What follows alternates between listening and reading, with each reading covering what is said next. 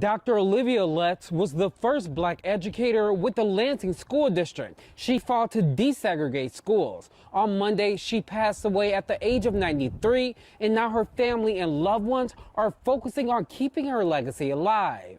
A strong Black woman is a person who knows who she is, who understands her role in the work she's doing or in her family or in society, and who will stand up for what she believes and stand up for other people. For many people, that was the essence of Olivia Letts, who was the first black teacher and first black principal with the Lansing School District.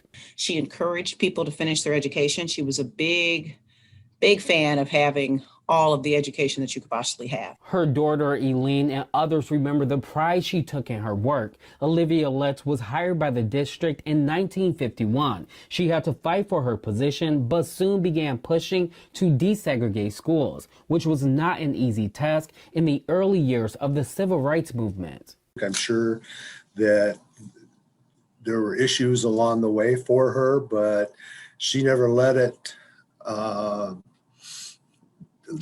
that take her eyes off her goals, and her goals were always to do what's best for students in Lansing. And that helped to pave the way because, number one, she stood up and she said, I want a teaching job, I'm qualified, and you need me, Lansing School District, and you should hire me. Olivia was constantly involved in the community and an active member of Alpha Kappa Alpha Sorority Incorporated, and she was viewed as a role model by people of all generations. If you have a dream and you feel like you can make a difference, go for it, because it can and it will happen. And her loss is so profound because she made such an impact on so many people and just in Lansing. But family was her pride and joy. She adored her daughter Eileen, 2 grandsons, and her husband Richard Letts, who was a civil rights activist, a star athlete, and a longtime human relations director for the city. She wasn't in the limelight, he was.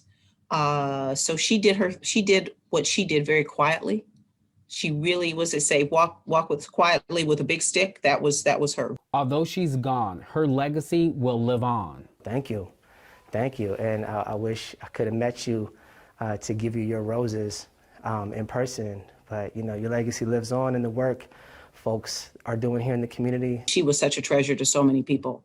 That she will be truly missed. Now Dr. Letts' family is still planning the funeral, and Riley Funeral Home here in Lansing will be handling the arrangements. For now, we're here in Lansing. Larry Wallace, Fox 47 News.